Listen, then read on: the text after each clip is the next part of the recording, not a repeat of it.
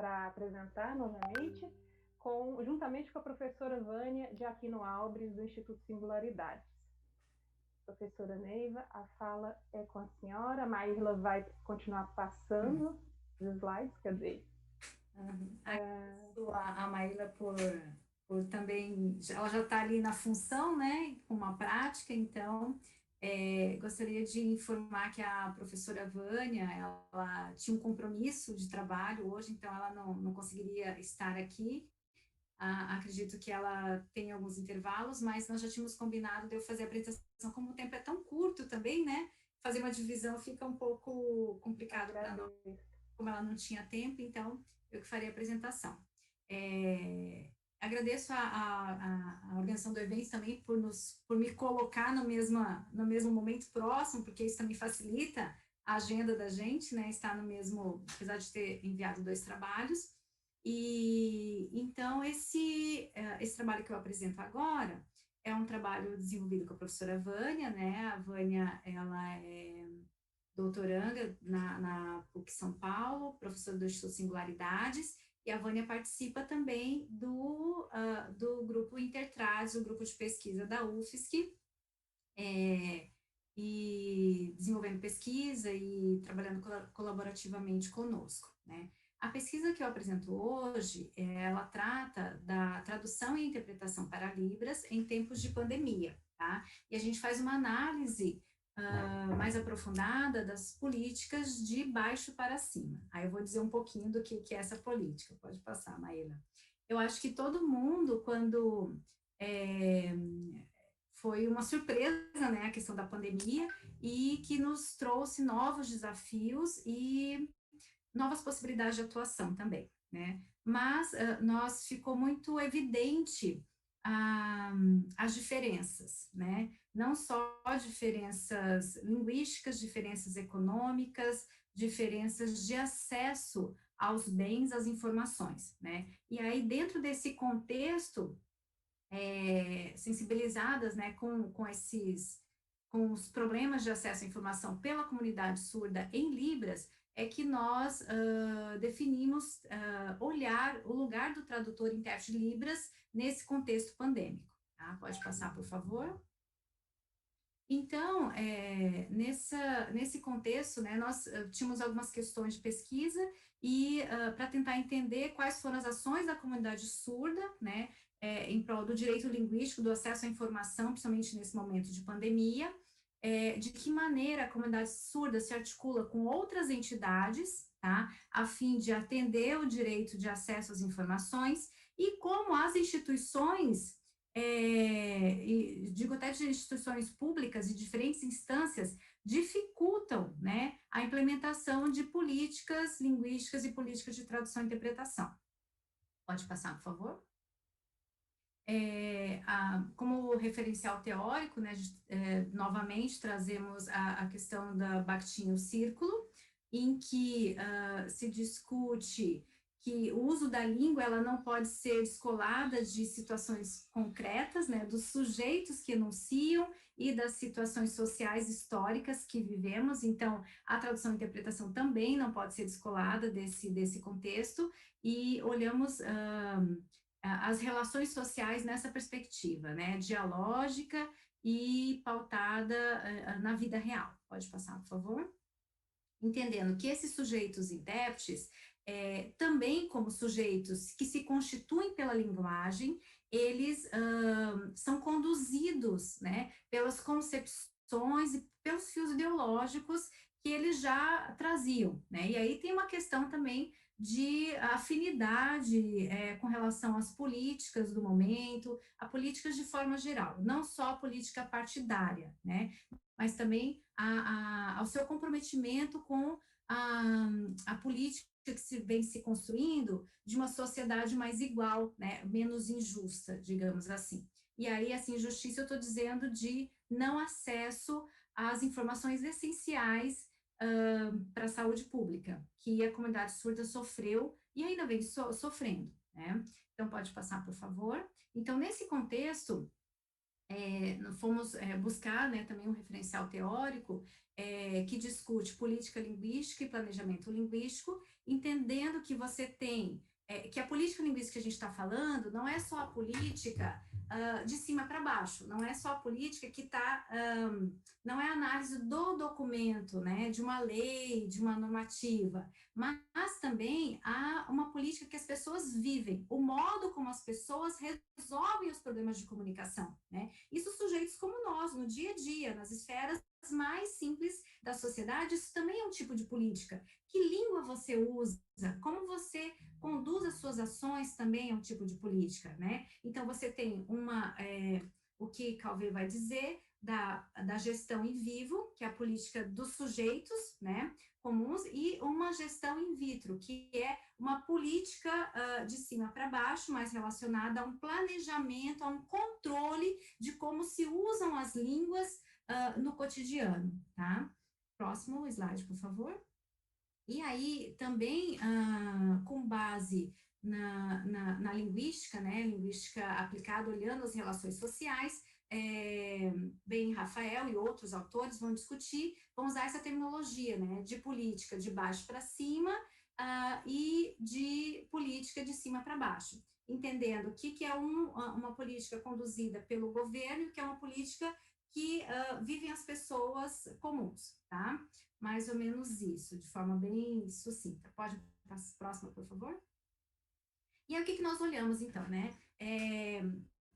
Nesse momento pandêmico e de distanciamento social, mais ainda se fez necessário tipos de pesquisa com menor contato das pessoas. E aí você tem estudos etnográficos e uma linha, né, um ramo que é chamado de etnografia virtual, que é uma etnografia que você participa das comunidades, mas de comunidades virtuais em redes sociais, tá? E aí nós participamos, né, das redes sociais da comunidade surda, mais especificamente, e olhando, né, como analistas do discurso, olhamos as posturas, as conduções, os modos de usar as linguagens, em que língua se enuncia, como se faz, e políticas de ação de tradução e interpretação. Então, aqui nós montamos um esquema, né, de cima para baixo e de baixo para cima. Então, de cima para baixo, a gente tem uma política de esfera federal, por exemplo, pronunciamentos da Presidência da República, do Ministério da Saúde, do Ministro da Saúde, né? Nós temos na esfera estadual, governos de estado, prefeituras, mais especificamente, nós fechamos como corpus, né, o estado de Santa Catarina, onde a UFSC, né, está situada, e aí com o pronunciamento do governador do estado, o pronunciamento do prefeito de Florianópolis, mais especificamente.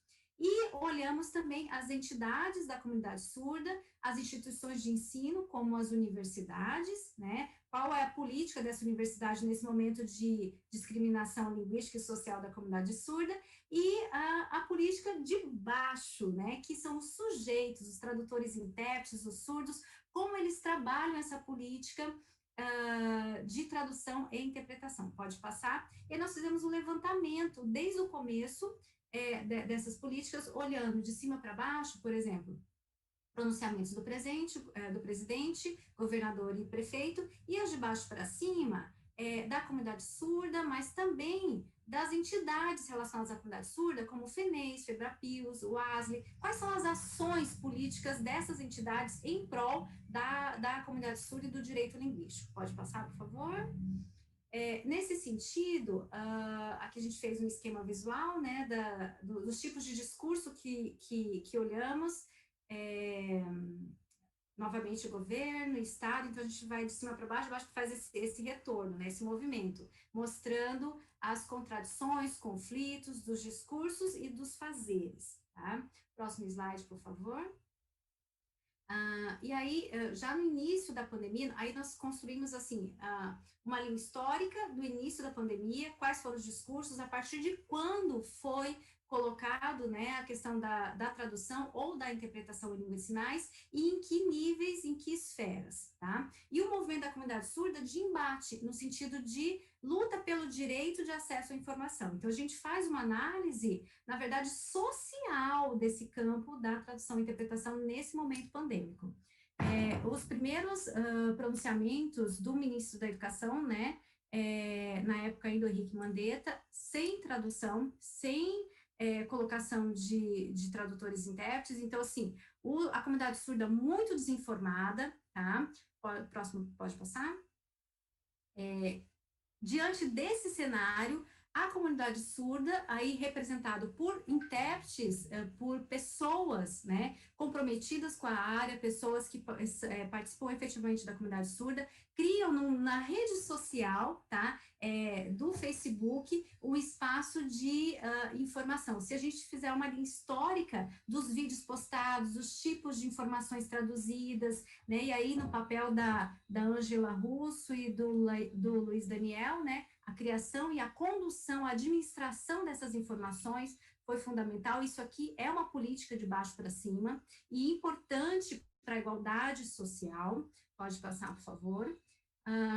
Ao mesmo tempo que, próximo slide, ao mesmo tempo que em algumas informações oficiais, né, você tinha tradução, mas aí a gente vê o seguinte, a análise que a gente faz é que o que era do ministro da Educação não tinha tradução, não tinha interpretação. O que era do presidente da República, o pronunciamento do presidente, que muitas vezes era contraditório às orientações do campo da saúde, eram traduzidas ou eram interpretadas, né? Então, você tem aí o poder dos discursos também e onde se coloca ou não o serviço de interpretação-tradução. Próximo slide. Aí a gente está na esfera, né, nacional, então, porque você tem uma rede social que abrange o Brasil inteiro, surdos do Brasil inteiro, intérpretes do Brasil inteiro, e você tem os pronunciamentos da esfera federal, né, Ministério da Saúde, e aí você tem um movimento de luta pelo direito ao acesso à informação, quando muitos dos pronunciamentos, lembra que todas as noites tinha pronunciamentos do ministro da Saúde, sem intérprete, você tem notas produzidas pela Febrapios, pela UASL, por outras instituições, respaldando a importância do trabalho dos intérpretes, né, e reivindicando também esse espaço de acesso à informação. Próximo slide, por favor. E aí eu trago já uma comparação, né, paralela ao mesmo tempo no campo estadual, no estado de Santa Catarina, o governo, né, ele já começa com interpretação, tanto eles falavam assim, dos pronunciamentos ao vivo, né, da coletiva de imprensa, como também de vídeos institucionais, isso enquanto na esfera nacional você não tinha interpretação, na esfera estadual você tinha, e o estado de Santa Catarina, mais especificamente também, Florianópolis, teve uma condução mais restrita de circulação, fechamento dos serviços públicos, proibição de circulação de ônibus, por exemplo. Então, você tinha, por exemplo, um surdo que morasse aqui em Florianópolis, ele não tinha informações do estadual, porque você tinha que seguir as regras, né, do municipal, estadual e federal. Então, essas contradições aconteceram. E uma questão importante para dizer aqui, que mesmo o governador tendo a interpretação, essa interpretação era uma interpretação voluntária no início, no sentido de que, por mais que ela estivesse como uma política de cima para baixo, mas ela era uma ação pessoal dos intérpretes que se voluntariaram àquela atividade. Muito contraditório, visto que é um serviço público e deveria ser, né, disponibilizado de forma gerida por recursos públicos. Pode passar, por favor? E aí, quando teve, na ocasião, né, próximo, já faz um ano e pouco, então, assim, foram meses depois, não lembro quando especificamente, teve o evento da CATIUS, que é a Associação de Intérpretes daqui de Santa Catarina, e os intérpretes que atuaram nos pronunciamentos do governo, né, do governador, foram convidados a falar, eles fazem esse relato. Então, a gente tem análise do discurso, a partir dessa narrativa da experiência, do trabalho voluntário, mesmo dentro do governo, tá? E de como foi digamos assim, o processo de convencimento, de reivindicação para que o serviço de tradução e interpretação fosse algo entendido como essencial também, né, dentro das atividades ali do governo. Próximo, por favor. E mesmo, então, Então, assim, o que aconteceu? No estado tinha intérprete e no município não tinha. Então, no mesmo dia você tinha o pronunciamento do governador e o pronunciamento do prefeito. Só que quem mora na cidade tem que seguir as regras do município e não do estado. E elas eram contraditórias, porque Florianópolis foi muito mais restritiva em relação à circulação do que o estado, né? Como não tinha interpretação, aqui a gente vê uma política de baixo para cima que se fez pela atividade, pela ação, pelo ato responsável e comprometido dos intérpretes.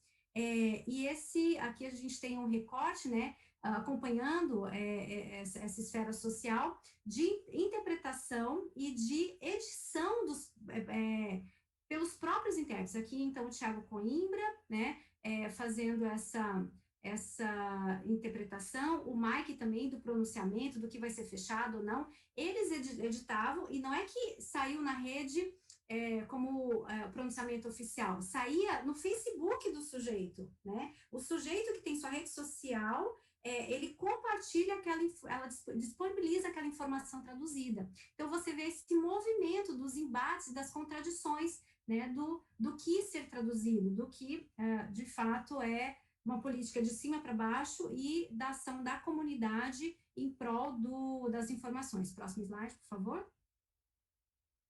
Nesse movimento, a gente também tem a FENEIS, né, com a tradução de informações. Nós temos, acho que se estabeleceu muito fortemente essa rede social, o Facebook, e mais especificamente a página, né, de interpretação e tradução voluntária sobre o coronavírus, tá? Com ação voluntária de diferentes intérpretes surdos, intérpretes ouvintes, que trabalham no Brasil inteiro e com diferentes funções em diferentes níveis de ensino ou a esferas de atuação, mas todo mundo dando um pouco do seu trabalho, da sua força, né, de trabalho em prol de algo maior, de uma comunidade, de uma língua que estivesse acessível de informações tão importantes nesse momento. Pode passar, por favor? E aí, nesse embate, né, como eu disse, na Prefeitura de Florianópolis não tinha interpretação. A Associação de Surdos de Florianópolis, né, faz um movimento para a criação de um projeto de lei e ele é aprovado no sentido de exigir, quer dizer, você já tem essa legislação em âmbito nacional, em âmbito estadual, isso já está estabelecido, mas você precisa ter um movimento paralelo para ter um documento municipal para dizer que os informes sobre o coronavírus em Florianópolis, os pronunciamentos do prefeito deveriam ter intérprete. E aí, quando isso acontece, logo em seguida, o intérprete é colocado. Aqui nós temos a imagem do prefeito, quando ele fazia os pronunciamentos, né, ao vivo. Aqui, novamente, o Mike, né? Contudo, é importante dizer que esse intérprete em específico, ele é funcionário da prefeitura, ele trabalha na educação e ele foi designado, né, para fazer essa interpretação desses pronunciamentos. Então, de qualquer forma, não houve um deslocamento de recurso específico para pagamento desse intérprete, né? Eles reorganizaram um funcionário já da rede, tá? Contudo, nem todas as informações eram disponibilizadas em Libras. Então, você tinha um pronunciamento, só que o prefeito ele entrava na sua rede social e dizia, e aquilo era um informe oficial, porque era na página do Facebook da prefeitura. E você tem outras informações durante o dia que não estavam acessíveis. Novamente, você tem um movimento, outro social, né, da comunidade surda, que, mesmo tendo algumas interpretações, digamos, a partir de funcionários da prefeitura, outras foram sendo feitas por outras pessoas, inclusive alunos do curso Letras Libras, aprendizes de tradução e interpretação, no sentido de já se comprometer e contribuir socialmente com essa luta social. Próximo slide, por favor. Bom, então, acho que o panorama, né, geral é mostrar esse movimento, né, das políticas, de uma política linguística de cima para baixo, de tradução e interpretação, e de baixo para cima. É importante dizer que a gente está falando tradução e interpretação porque alguns materiais eram estudados, planejados, editados, né, num processo que requeria um processo de tradução, e em outros momentos havia o pronunciamento ao vivo, e aí requer um trabalho de interpretação, tá? E nós constatamos que, apesar da política nacional, nosso Brasil tem isso muito bem estabelecido, os direitos, isso em diferentes normativas, mas houve a necessidade do movimento e da política de baixo para cima, né? Isso só evidencia o quanto a comunidade surda ainda é vista como uma minoria linguística, no sentido de ter que reivindicar o seu direito já garantido. Eu queria comentar também que esse trabalho produzido com a Vânia foi submetido a Belas Infiéis, né? E num dossiê específico sobre pandemia, já foi aprovado, já foi revisado, eu acredito que para o segundo semestre já vai sair, então aí a Patrícia pode dizer, e aí então vocês poderão ter acesso ao texto completo, tem uma análise muito detalhada, assim, dos discursos, traz os discursos dos sujeitos, mas em 15 minutos é bastante difícil dizer tudo. Eu quis só mostrar, assim, esse movimento social, que ele é bastante importante. Pode passar, por favor? E aí, exaltar, na verdade, né? Acho que esse é o trabalho. E agradecer a ação, né? Ao ato responsável, ao ato dos intérpretes que se voluntariaram, que trabalharam nessas condições. Próximo slide, por favor. E muitos surdos esperavam as notícias do dia para saber, e quando começa a crescer o número de óbitos, né, as notícias da vacina, científicas, então esse comprometimento dos tradutores e intérpretes, e aqui eu finalizo o nosso slide com a imagem da Angela Russo, né, uma intérprete bastante importante nesse movimento, e reconhecendo o seu trabalho e do seu grupo, né, para essa política de baixo para cima. Então, é isso. Próximo slide, só para apresentar as referências e o contato. Obrigada. Obrigada, professora Neiva. O artigo sai no próximo mês. Ele sai no próximo mês. Uma pergunta rapidinho da Maírla. De que forma essas políticas do TIOS afetam as políticas públicas? Bom, eu acredito que ela movimenta, ela coloca em evidência, na verdade, nós vimos cada vez mais comum quem contrata, né, quem gerencia, quem organiza, quem está em instâncias, né, que deveriam executar as políticas de cima para baixo, por conta dessa visibilidade, inclusive, pela pandemia, pelo trabalho remoto, eles podem cada vez mais pensar, né, e se adequar a atender essa comunidade. E aí, não só pela visibilidade, mas nós vimos também pelas ações das entidades. Aí eu vou dizer, dos documentos que a FENEIS produz, os documentos que a FEBRAPIOS produz, que sejam notas, né, essa nota tem que chegar em quem gerencia, ela tem que ter acesso à informação e dizer, olha, tem um documento aqui que vai dizer das necessidades desse grupo. E as políticas públicas deveriam estar voltadas para esses grupos. Além do mais, então, as entidades são fundamentais e eu acho que quanto mais se visualiza, mais se pensa nesse espaço, né, da tradução e da interpretação para a comunidade surda. Muito obrigada, professora Neiva. Se a senhora quiser deixar seu contato nos comentários para que possam entrar em contato com a senhora, a gente agradece. Obrigada. Ok, obrigada.